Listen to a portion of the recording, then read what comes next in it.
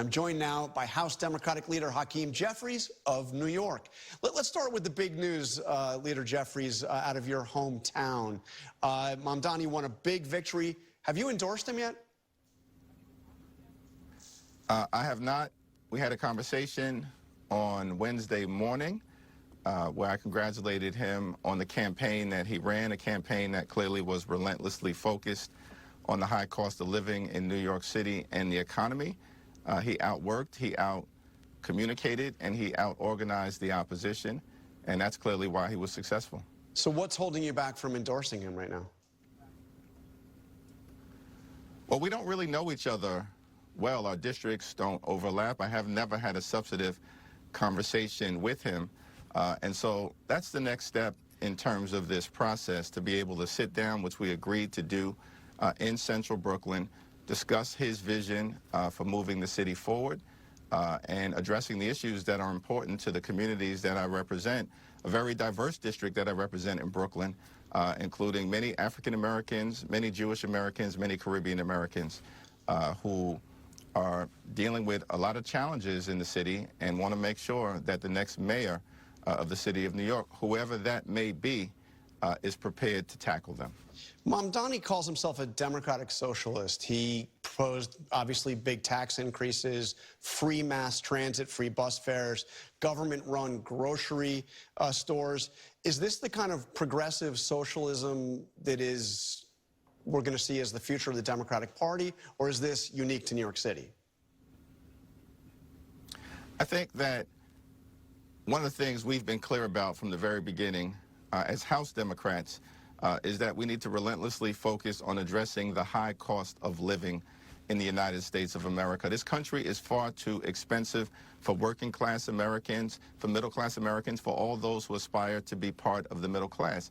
Imagine a country where every single hard-working American taxpayer can afford to live the good life, work hard, play by the rules, have a good paying job, good health care, be able to afford a home, educate your children, go on vacation every now and then, and one day retire with grace and dignity. The good life, the American dream.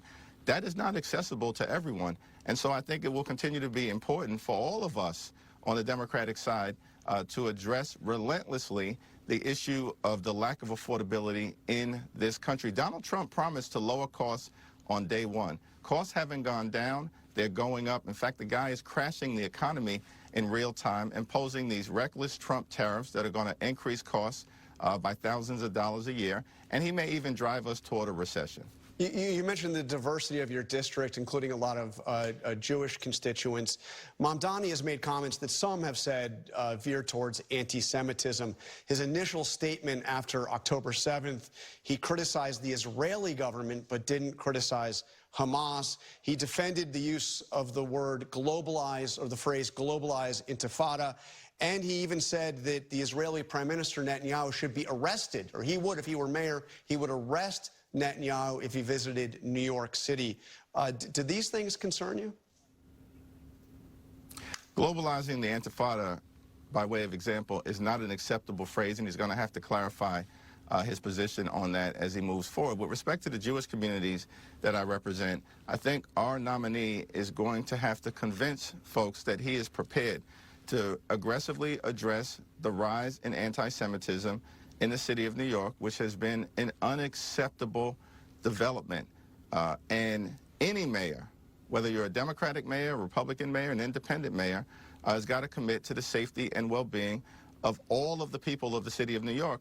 And when there are moments of crisis and a rise in anti-Jewish hate, that's a threshold, of course, needs to be crossed. With respect to the African American and Caribbean American communities that I represent, it's going to be important for our nominee to articulate the case for dramatically and decisively addressing the rise in gentrification and the housing displacement that threatens to continue to wipe out low and moderate income Black and Latino communities in New York City. It's an unacceptable phenomenon, and the next mayor of the city of New York has to be able to articulate a clear plan and commitment to address these concerns for the people that I represent and folks all across the great city of New York.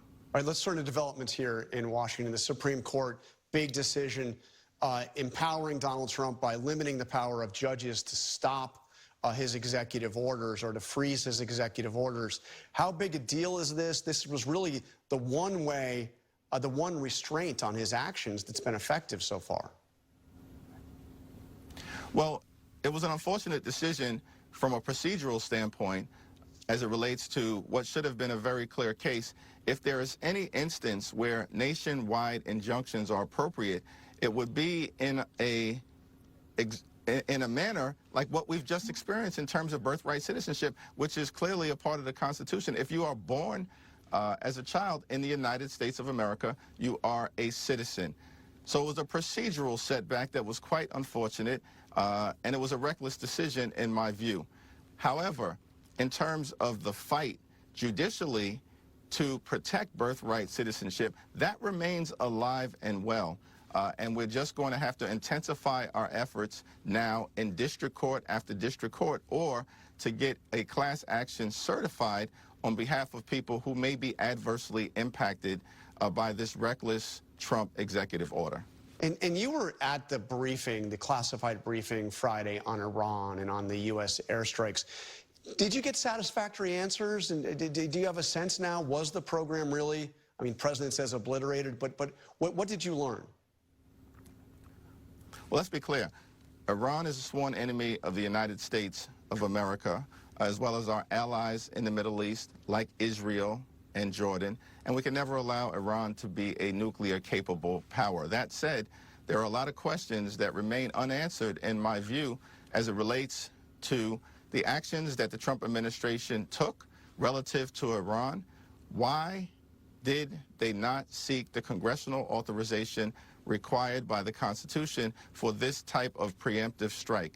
I still haven't seen facts presented to us as a Congress to justify that step, and I certainly haven't seen facts to justify the statement that Donald Trump made that Iran's nuclear program has been completely and totally obliterated. We also need the case to be made by the administration to the American people as to how to best accomplish the objective of preventing Iran from becoming nuclear capable. Why did they abandon the aggressive diplomacy that was successful under the Obama administration? And what is their plan to stop us from getting into another failed Middle Eastern war? A lot of questions that need to be answered, and those answers haven't been compelling to date.